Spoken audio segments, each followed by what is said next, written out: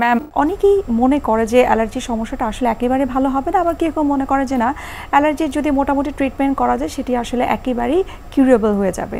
সেই বিষয়ে আপনার মতামত কি? অ্যালার্জি আমরা যে কন্ট্রোল করতে পারি তাহলেই কিওর সম্ভব, এবং কন্ট্রোলের ক্ষেত্রে অ্যালার্জিকে আইডেন্টিফাই সেটিকে একেবারেই আমাদেরকে ইগনোর করা, অ্যাভয়েড করা এবং সবার সহযোগিতার মাধ্যমে। এবং এরপরেও আমরা ট্রিটমেন্টের ব্যাপারে যদি আসি, সেক্ষেত্রে সিমটোম্যাটিক ট্রিটমেন্ট যেগুলো, যদি অ্যালার্জি হয় আমরা অ্যান্টিহিস্টামিন দিয়ে থাকি, কারণ এখানে যেহেতু হিস্টামিন রিলিজ হয় আমাদের টার্গেট থাকে হিস্টামিনটাকে ব্লক করে দেওয়ার জন্য। এখানে সিডেটিভ, নন সিডেটিভ নানা ধরনের অ্যান্টিহিস্টামিন থাকে, এটা দিয়ে আমরা শুরু করি। এরপরে হচ্ছে সিমটম অনুযায়ী, যদি বডিতে র্যাশ হয়, র্যাশটাকে রিডিউস করার জন্য আমরা টপিক্যাল স্টেরয়েড ব্যবহার করি। যদি অ্যাঞ্জিওডিমা বা যেটি একটু আর্টিকেরিয়া এ ধরনেরটা যদি একটু ক্রনিক হয়ে যায় তখন আমরা ওরাল স্টেরয়েড দিয়ে থাকি।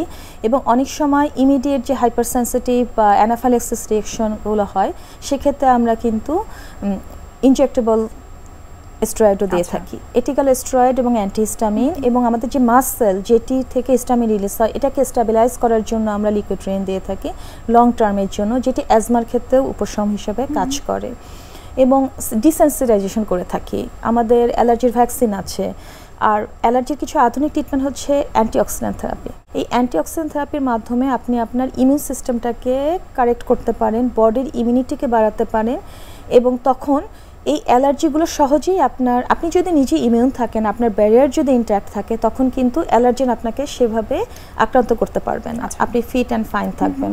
এবং আমাদের ন্যাচারাল কিছু ডিকনসিস্টেন্ট আছে যেটি আমাদের অ্যালার্জিক রাইনাইটিস, সাইনাসাইটিস, অ্যাজমার, আপার রেসপিরেটরি ট্র্যাক্টের এই প্রবলেমগুলো থেকে আমাদেরকে অনেকখানি সলিউশন দেয়। ইনহেলার, এগুলো আমরা পেশেন্টের সিমটম বুঝে সেই অনুযায়ী ট্রিটমেন্টগুলোকে কাস্টমাইজ করে থাকি। প্রথমত স্ট্রেস, আপনি দেখবেন যে ঠিক পরীক্ষার আগে বাচ্চাদের অ্যালার্জি বেড়ে যাচ্ছে, বাসায় কোনো একটা স্ট্রেসফুল সিচুয়েশনে পড়ে যাওয়ার পরেই আমাদের কাছে পেশেন্টরা আসে, যখন বলে যে আমার হঠাৎ করে অ্যালার্জিটা বেড়ে গেল, তখন দেখা গেল যে কি তার ফ্যামিলিতে কোনো ট্রমা, মানে এগুলো।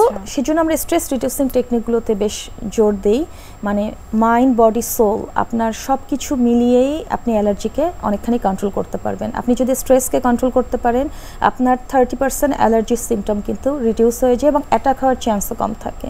এবং সেই সাথে আমরা কিছু সাপ্লিমেন্ট এখন ইনকর্পোরেট করে থাকি। শুরুতেই যেটি বলেছি যে ভিটামিন ডি এবং ভিটামিন ডিকে সিনথেসিস করার জন্য ম্যাগনেসিয়াম হচ্ছে ন্যাচারাল অ্যান্টিহিস্টামিন বলা হয়, এটা মাসল স্টেবিলাইজারে কাজ করে। অ্যান্টিঅক্সিডেন্ট থেরাপি যেমন কারকিউমিন, যেটি আমাদের বডির প্রো ইনফ্লামেশন এবং ইনফ্লামেশন কমিয়ে যায়। অ্যালার্জিতে তো ইনফ্লামেশন হয় এবং সাইটোকাইন স্ট্রম হয়, অনেকগুলো কেমিক্যাল সিক্রেট হয়, এই পাথওয়েগুলোকে বন্ধ করে, অক্সিডেটিভ স্ট্রেসকে বন্ধ করে হচ্ছে আমাদের অ্যান্টিঅক্সিডেন্ট থেরাপি। এবং সেই সাথে সেলেনিয়াম, এই সাপ্লিমেন্টগুলো আমাদের অ্যালার্জি ম্যানেজমেন্টে বেশ ভালো ভূমিকা পালন করে এবং আমরা ভালো রেসপন্স পাচ্ছি। অ্যান্টিঅক্সিডেন্ট থেরাপি কত বছর বয়স থেকে তারা নিতে পারবে? সাধারণত শিশুদের ক্ষেত্রে ওরাল অ্যান্টিঅক্সিডেন্ট থেরাপি দিয়ে থাকি, ভিটামিন সি একটু হাই ডোজে, মানে নর্মাল ডোজের থেকে, এবং একটু যখন বড় হয় অ্যাডাল্টহুড বা টিনেজ থেকে আমরা আইভি ফর্মে দিয়ে থাকি, এবং এটা ব্লেন্ডেড ককটেইল ফর্মে দিয়ে থাকি।